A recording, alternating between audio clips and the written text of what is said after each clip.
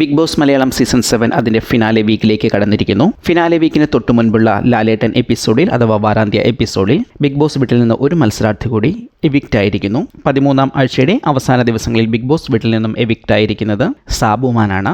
Wild card entry എന്ന നിലയിലാണ് Sabumon big boss വീട്ടിലെത്തിയത്. നിലവിലെ സാഹചര്യത്തിൽ ബിഗ് ബോസ് വീട്ടിൽ വൈൽഡ് കാർഡായി എത്തിയവരിൽ നിലനിൽക്കുന്ന ഏക മത്സരാർത്ഥി കൂടിയായിരുന്നു സാബുമാൻ. മറ്റെല്ലാ വൈൽഡ് കാർഡ് എൻട്രികളും പല സാഹചര്യങ്ങളിൽ ബിഗ് ബോസ് വീട്ടിൽ നിന്ന് എവിക്റ്റായി പുറത്തു പോയിരുന്നു. വ്യത്യസ്തമായ ഒരു നിലനിൽപ്പായിരുന്നു സാബുമാൻ ബിഗ് ബോസ് വീട്ടിലുണ്ടായിരുന്നത്. അഗ്രസീവായി ഗെയിം കളിക്കുകയോ അല്ലെങ്കിൽ ഒരു പരിധിക്കപ്പുറം ഗെയിമിൽ ഇൻവോൾവ് ആവുകയോ ചെയ്തിരുന്നില്ല സാബുമാൻ. അതേസമയം ബിഗ് ബോസ് വീട്ടിൽ വളരെ പ്ലസൻ്റായ മുഖഭാവത്തോടുകൂടി എല്ലാ കാര്യങ്ങളിലും ഏകദേശം ഒരു പോസിറ്റീവ് ആറ്റിറ്റ്യൂഡോടുകൂടി പ്രതികരിച്ച് ബിഗ് ബോസ് വീട്ടിൽ നിലനിന്ന ഒരു മത്സരാർത്ഥി കൂടിയാണ് സാബുമാൻ. അതുകൊണ്ട് തന്നെ ഒരുപക്ഷെ ബിഗ് ബോസ് പ്രേക്ഷകരിലെ സമാധാന പ്രേമികൾക്കും അല്പം ശാന്തതയും അത്ര അഗ്രസീവ് അല്ലാത്ത പെരുമാറ്റം ഉള്ള മത്സരാർത്ഥികളെ ആഗ്രഹിക്കുന്നവരുമൊക്കെ സാബുമോനെ തീർച്ചയായും സപ്പോർട്ട് ചെയ്തിട്ടുണ്ടാകും. ബിഗ് ബോസ് എന്നാൽ അഗ്രസീവ് ഗെയിമാണ് എന്നും എന്തിനും ഏതിനും ബഹളമുണ്ടാക്കുകയും എന്തിനേയും കണ്ടന്റാക്കിയും ഗെയിമാക്കിയും മാറ്റുകയും ചെയ്യുക എന്നതാണ് എന്ന് വിശ്വസിക്കുന്നവർക്ക് ഒരു എതിർ മാതൃക കൂടിയായിരുന്നു സാബുമോൻ്റെ ബിഗ് ബോസ് വീട്ടിലെ നിലനിൽപ്പ്. തീർച്ചയായും ബിഗ് ബോസ് വീട്ടിൽ ഇത്തരം മത്സരാർത്ഥികളെ ആഗ്രഹിക്കുന്ന കുറേയേറെ പ്രേക്ഷകരുണ്ട്.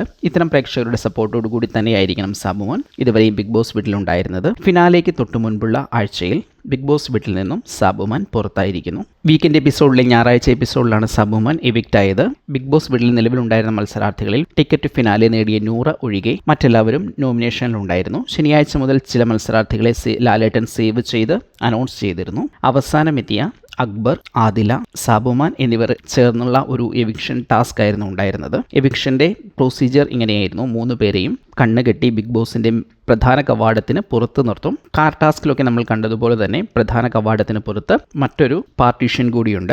ആ പാർട്ടീഷനും കവാടത്തിനും മുൻപിൽ നിർത്തും.